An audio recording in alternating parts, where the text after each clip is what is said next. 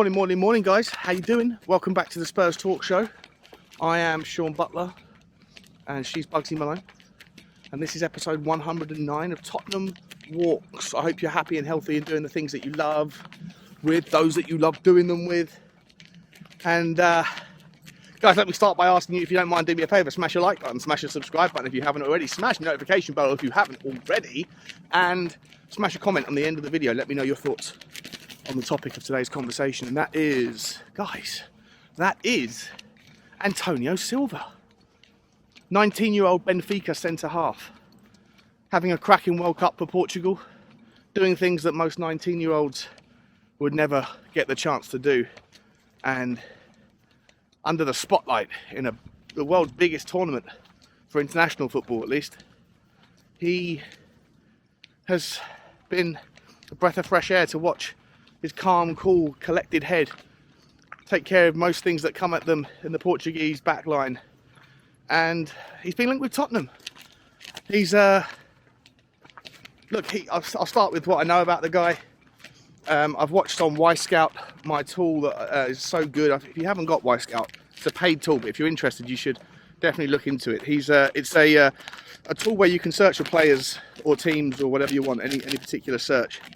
And then it essentially filters everything that you would want to know about a player or a team by categories, and then you just click on the category that you're interested in and it will show you little 10-second video clips of just solely this person or this team, how they do in those situations. So with Antonio Silva, the obvious things for me to look at are his aerial ability.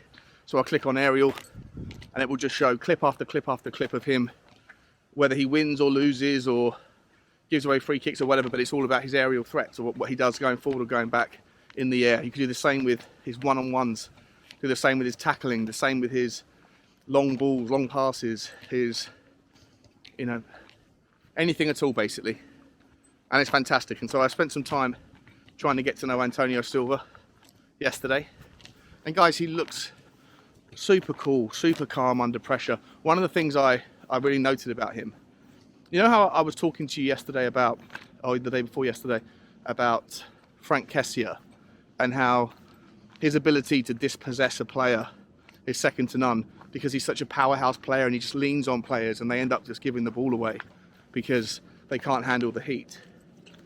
Well, you could almost make the same argument defensively about Antonio Silva, but for different reasons. Like if the ball gets knocked into a channel and he's in a one-on-one sprint with a player, or if a player is dribbling at him, running at him with the ball, he has this insanely gifted ability to predict and to time the step in with such a natural aplomb. It's remarkable for someone of his age. That's a skill that I would imagine is something that you would generally learn and get better at as you get older through experience. But for someone so young, he knows when the player is going to kick the ball slightly in front, or when the opportune moment is to step across and then connect with the ball and cut the player out. And it's brilliant because I'm not going to say the guy's slow. He's definitely not slow. He's got pace on him. But in some of the clips that I saw, when he was getting ran at by players that were faster than him, his ability to do that with such excellence and the timing of it with such perfection that it nullifies that threat that pacey players have when running at defenders that aren't quite as quick. Again, not to say that he's slow, because he's not. But he is 6'2". He's a big, strong, strapping lad, very good in the air.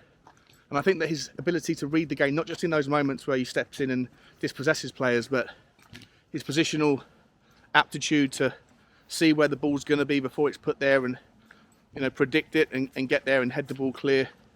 Really, really impressive. Very impressed with his ability to do long passes. Not long passes that are floaty, loopy, whoppy bollocks, but direct, pacey clearances from just outside the box that are put into dangerous areas in the front channels. Bugsy, can you come here, please? Come here. And look, I think he's someone that's it comes across as incredibly mature for someone, so young and so inexperienced generally. How much would he cost? Well, look, you have to compare him to what's out there in the market, right? Everyone wants to go after Josko Gvardiol. And look, guys, I'm not going to sit here and pretend like Antonio Silva is, you know, of the same ilk. I don't think he is. I think Josko Gvardiol is a level above. And, you know, he's only 20 years old. Everyone wants him. The list of suitors, the line of people that will be getting involved in that bidding war whenever he's available will be long. And I can't imagine that Tottenham are actually going to really have, you know, any kind of real chance of getting him. He's already mentioned that he's happy at Leipzig for the time being, that he's flattered by the Chelsea links, and that one day he could see himself being there, especially with the Leipzig technical director, I think it is, about to move to Chelsea. And he's also said that, you know, Real Madrid would be, I guess, his dream at some point. So, you know, we didn't hear him mention Tottenham Hotspur. And I can imagine that whenever he is ready to go, the calibre of clubs that will be going in for him, Tottenham probably won't stand out as too desirable. So we have to shake hands with ourselves a little bit, I think.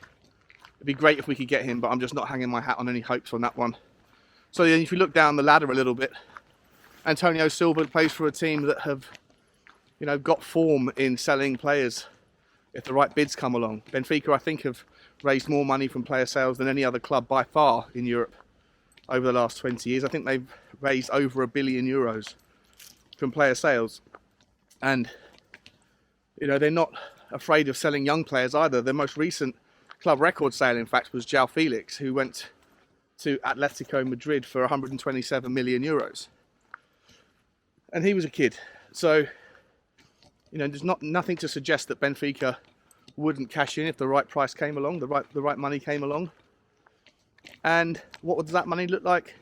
Well, he's valued at €15 million on transfer market, but I think after the World Cup he's had, and also just the way that the market is going, I'd imagine it's far more than that. Maybe €30 million plus a lot of money in potential add-ons.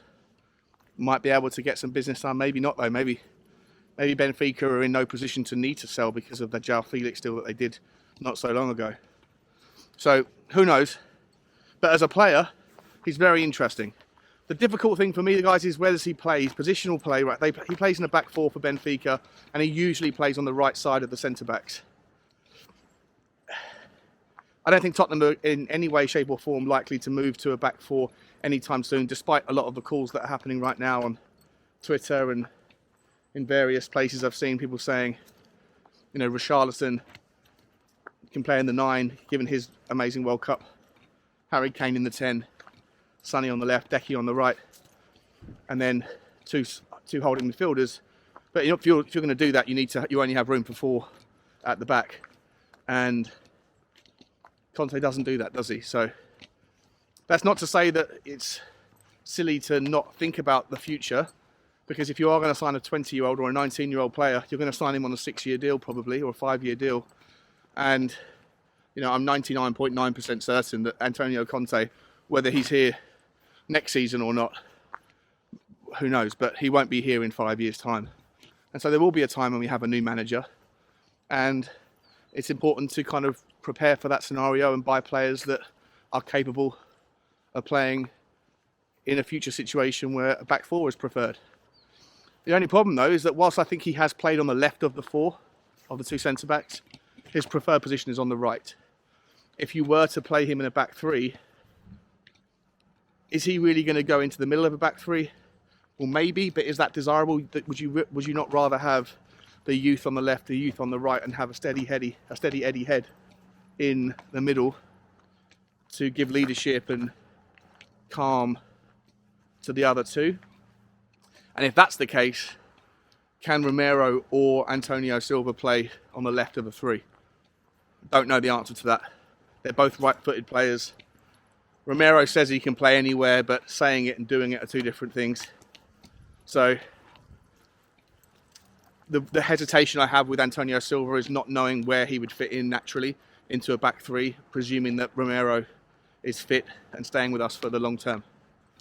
But as a player, I have 0 concerns. I think he's a wonderful talent, and I'd love to see him in a Tottenham shirt potentially, as long as it all made sense.